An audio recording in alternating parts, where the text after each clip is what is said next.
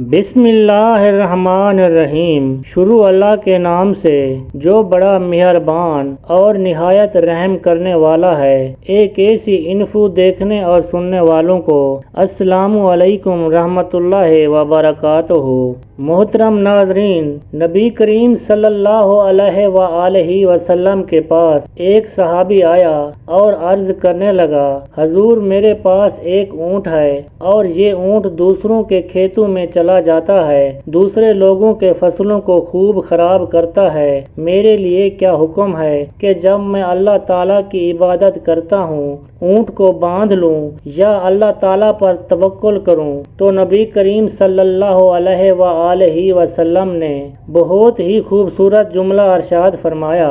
آپ صلی اللہ علیہ وآلہ وسلم فرمانے لگے، تو اونٹ کو باندھ لیا کر اور پھر اللہ تعالیٰ پر توکل کیا کر۔ اسی طرح بیان کیا جاتا ہے کہ کسی گاؤں میں ایک اللہ والے نیک بزرگ رہتے تھے۔ یہ بزرگ اللہ تعالیٰ پر بہت زیادہ توکل کرتے تھے اور اپنی ہر مشکل میں اللہ تعالیٰ سے مدد مانگتے تھے۔ ایک بار یہ بزرگ سفر کے دوران کسی جنگل سے گزر رہے تھے، تبھی تھوڑی دیر آرام کرنے کی وجہ سے ایک جگہ پر بیٹھ گئے۔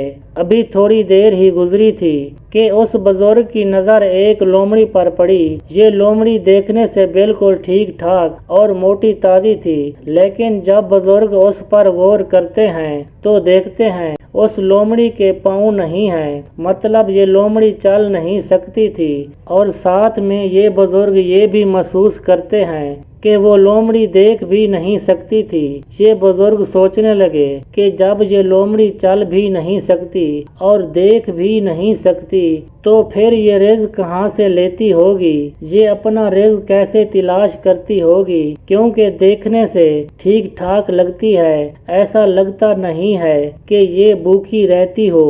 یہ بزرگ سوچنے لگے کہ چلو آج میں دیکھتا ہوں اس لومڑی کو رزق کیسے ملتا ہے۔ یہ بزرگ وہیں بیٹھ کر اللہ تعالیٰ کی قدرت کا نظارہ کرنے لگے۔ ابھی تھوڑی دیر ہی گزری تھی کہ اس بزرگ نے دیکھا کہ زمین سے دو پیالے نکلے، ایک شہد کا پیالہ تھا اور ایک دودھ کا پیالہ تھا۔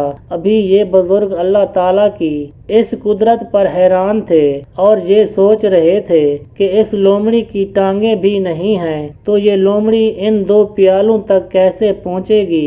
تبھی اس بزرگ نے دیکھا کہ ایک پہاڑ سے ایک نورانی شکل والا انسان نمودار ہوا۔ جب یہ نورانی شکل والا انسان اس لومڑی کے پاس آیا تو اس نے یہ دونوں پیالے اٹھا کر اس لومڑی کو پلا دیے اور پھر یہ دونوں پیالے خود بخود غائب ہو گئے۔ جب اس اللہ کے نیک بندے نے یہ سارا واقعہ اپنی آنکھوں سے دیکھا تو یہ اللہ والا اس نورانی شکل والے انسان کی طرف دوڑا اور جا کر عرض کرنے لگا، حضور آپ اپنا تعارف تو کرواتے جائیں، آپ کون ہیں؟ تو وہ کہنے لگا، میں ایک فرشتہ ہوں اور اللہ تعالیٰ نے میرے ذمہ لگایا ہوا ہے کہ میں ہر روز یہاں اس لومڑی کو آ کر یہ دونوں پیالے پلاتا ہوں۔ وہ بزرگ سوچنے لگے، جب وہ اللہ تعالیٰ اس بے زبان جانور کو رزق دے سکتا ہے تو میں تو اشرف المخلوقات ہوں، اس کی سب مخلوقات سے میرا رتبہ بلند ہے،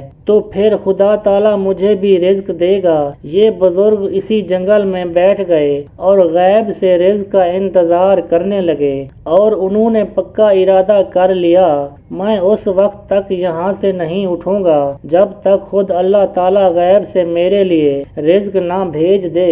3 دنوں تک یہ بزرگ اسی جنگل میں بیٹھا رہا لیکن غیب سے کوئی کھانا نہیں آیا۔ یہ بزرگ اللہ تعالیٰ سے دعا کرنے لگے کہ یا اللہ، یا تو آپ میرے لیے غیب سے رزق بھیج دے یا مجھے موت دے دے، کیونکہ میں پکا ارادہ کر چکا ہوں کہ اس وقت تک یہاں سے نہیں اٹھوں گا جب تک میرے لیے غیب سے رزق نہیں آئے گا۔